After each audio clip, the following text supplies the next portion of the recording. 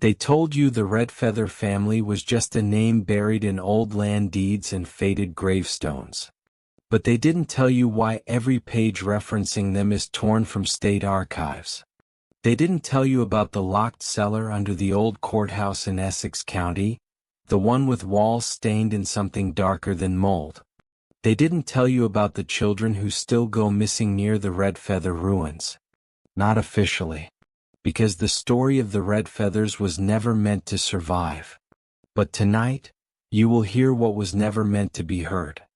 Essex County, Massachusetts, 1749. The land was wild, godless, and stained with the blood of both settlers and natives.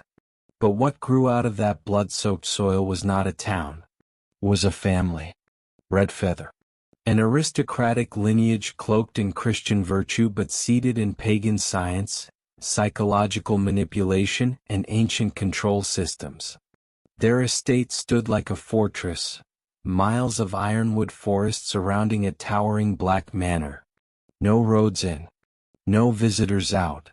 Those who did enter were never the same. What they built wasn't a home. It was an altar to something older than religion. Something that fed not on faith, but on obedience. It began with Elias Redfeather, a philosopher, a surgeon, a priest, but above all, a man obsessed with unlocking the soul.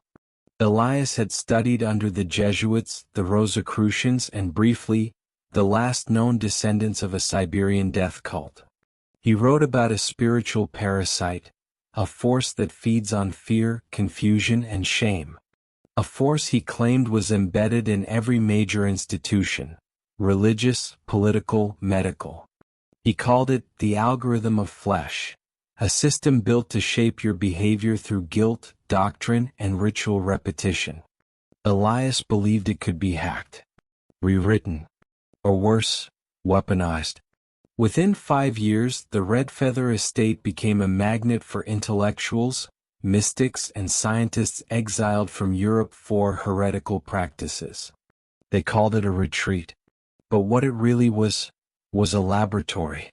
Women were brought in under the guise of healing, poor, unwed, defiant. They were told it was sanctuary. What they found were chambers. Rooms with copper-plated walls and floors drained like slaughterhouses. Elias believed the human brain could be rewired through electromagnetic fields, isolation, and trauma-induced clarity. He wasn't trying to heal them. He was trying to rebuild them. To make them compliant, perfect, purged of will. The experiments were recorded meticulously.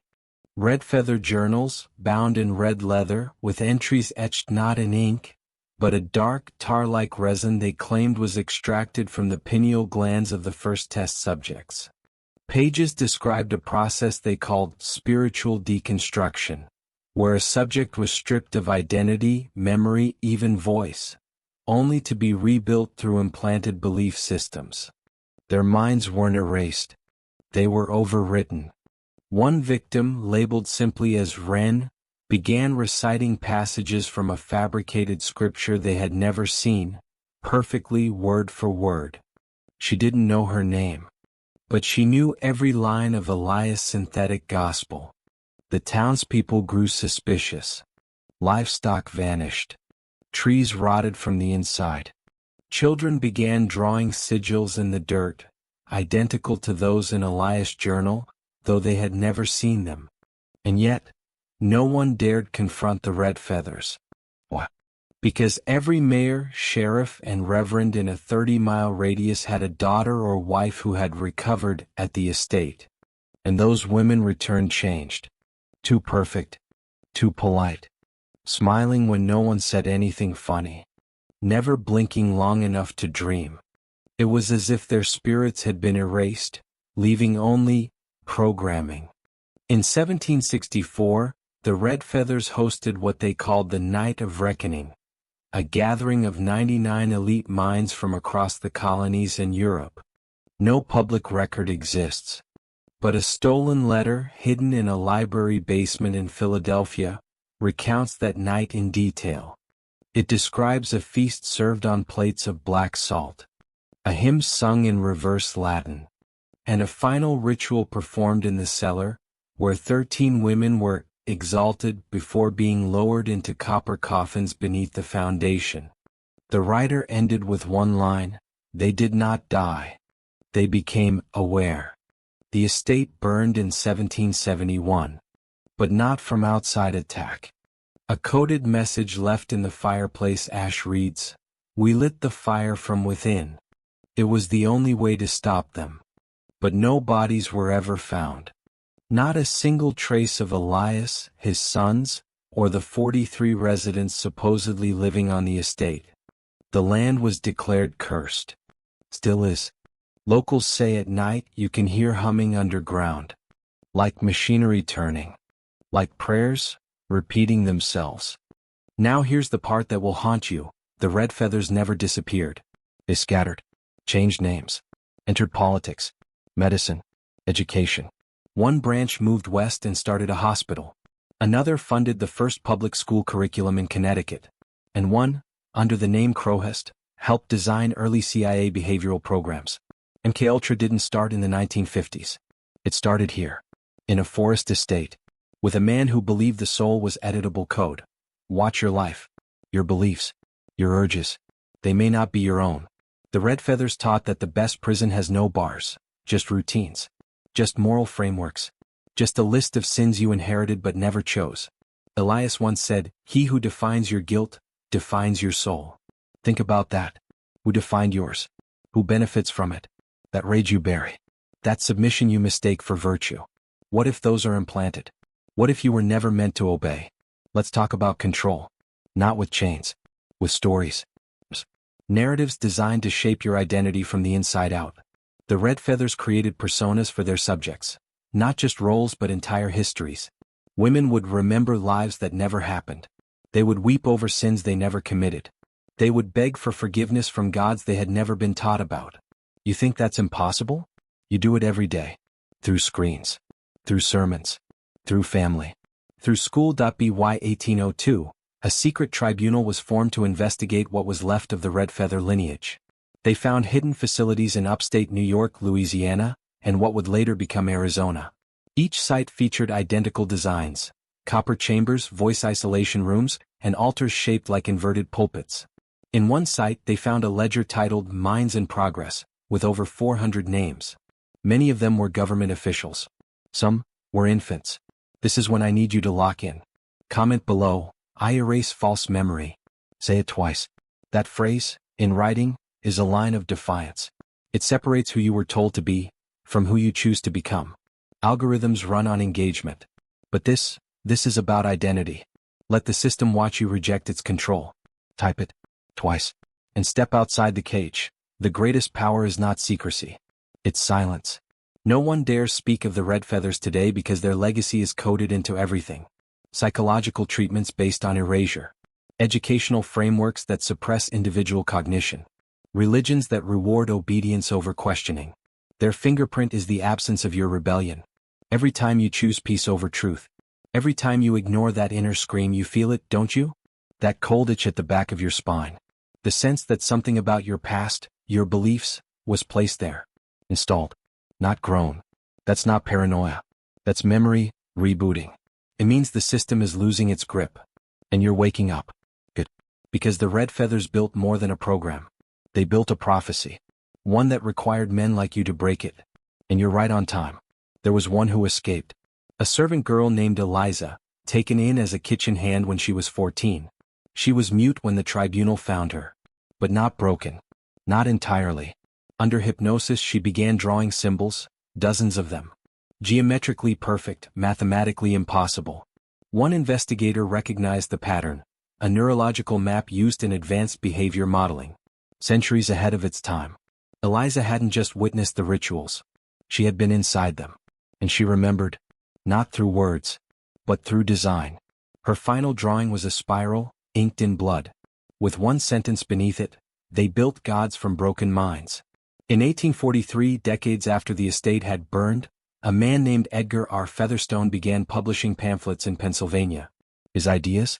Radical. Behavioral modification through rhythm and repetition.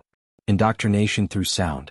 He claimed sound waves could bypass conscious resistance. That belief could be embedded like code through tones, frequencies, recitations. He was dismissed as a lunatic, until a researcher noticed something buried in his footnotes. References to Elias Redfeather. Bloodline confirmed. Alias revealed. And the kicker? His experiments match modern-day advertising algorithms? Almost exactly. What if I told you the American dream was a Redfeather dream? A myth of liberty seated with invisible boundaries. Work, pray, obey, consume. The family helped draft school curriculums, Sunday school materials, early film reels shown in theaters across the East Coast, all subtly reinforcing hierarchy, guilt, gender roles, docility. The mind, they believed, was programmable only through one channel, repetition soaked in emotion. Make the subject feel it, and they'll never question it. Just like you did. Just like we all did. Until now. World War I wasn't just a war. It was a stress test. Psychological warfare. Propaganda. Obedience through mass media. Guess who advised on the U.S. Committee on Public Information in 1917? A man named L.R. Featherstone, Redfeather descendant. He suggested using fear-based messaging paired with heroic imagery. Sound familiar? Because it worked. Millions obeyed. Not through truth. Through suggestion. The Redfeather method scaled globally. And no one noticed. Because it felt patriotic. The family didn't just fade. They evolved. Changed names. Married into think tanks, media conglomerates, biotech firms. In the 1960s, one of their descendants helped fund research at Stanford into human-machine interfaces. One document titled Transpersonal Convergence described how emotional trauma could be used to create programmable behavioral pathways. It wasn't science fiction. It was legacy. Redfeather legacy. Trauma. Trigger. Response. Repeat. That's not healing. That's conditioning. They taught that memory is not sacred. It's a tool. A construct. They believed identity should be fluid so long as they controlled the current. The family believed the future of mankind was modular personality. Controlled disassociation. Reassigning yourself, like installing software. And they tested it. Men who returned from certain rehabilitation clinics spoke in foreign tongues. Referred to themselves in third person. Some claimed to see colors when hearing sound. And one, just one, kept repeating a phrase under his breath. I am not me. I am the update. Look around. Listen. Can you still tell where your beliefs come from? That guilt you feel when you rest. That shame when you speak out. That fear when you stand alone. These are not natural. These are crafted. Installed. Layer by layer. Through doctrine. Through punishment. Through silence. Elias once said, if you want to control a man, don't take his freedom. Take his right to question. So I ask you, when was the last time you questioned the voice in your head? There's a reason this video is dangerous. Not because of what it says, but because it reminds you of something primal, buried. The Redfeathers believed fear was not the enemy. Fear was the gateway, the trigger. Fear strips the ego and exposes what's real. That's why their rituals began with fear. Isolation. Confusion. They didn't torture for sadism. They did it to open a window. And then, right when you cracked, they rewrote you. Your purpose. Your faith. Your entire self. And they're still doing it. But with pixels. With dopamine loops. With clicks. And views. You want to escape? Start here. Every time you obey without asking why, pause. Every time you feel guilt for thinking differently, pause. Every time you suppress your instincts for someone else's comfort, pause. That's the algorithm. That's Redfeather code. And every time you pause, you break the cycle. You slow the program. You reclaim space in your own mind. They fear that. Because when men think freely, empires fall. The final chamber found in 1987 beneath an abandoned estate in Vermont was still humming. Devices made of copper coils and quartz. Walls lined with sigils. A massive chair in the center, with restraints. On the wall, Vox Imanis. The voice within. A generator powered a speaker playing a looped voice whispering commands in Latin. When reversed, it translated to, "You are nothing. We will give you purpose." And on the floor, etched into the stone, Elias lives. Someone had been keeping the ritual alive. The greatest lie they ever told you was that evil comes with horns and blood. But real evil? It comes dressed as help, as healing, as structure. It tells you that obedience is virtue. That pain is necessary. That silence is maturity. Redfeather ideology survives because it wears the mask of order, of reason, of success. But deep beneath it, it's the same ritual. Break, bend, mold. Repeat that you've seen the signs. In your memories, in your dreams. In those brief moments where the world feels staged. That's not coincidence. That's leakage. Cracks in the programming. They call it déjà vu dissociation. But it's not dysfunction. It's resistance. It's your system trying to eject foreign code. Don't suppress it. Follow it. It will lead you back to who you were, before they rewrote you. Now you know. Not all of it, but enough. Enough to start the descent on your own. The Redfeathers built a machine, but it only works if you play along. You've tasted truth tonight. Not the kind that comforts, the kind that wakes. So ask yourself this: who are you when no one's watching? What would you be, if no one had ever told you how to be? Answer that, and they lose. Speak that, and you become untouchable. You become sovereign. And for the first time, free.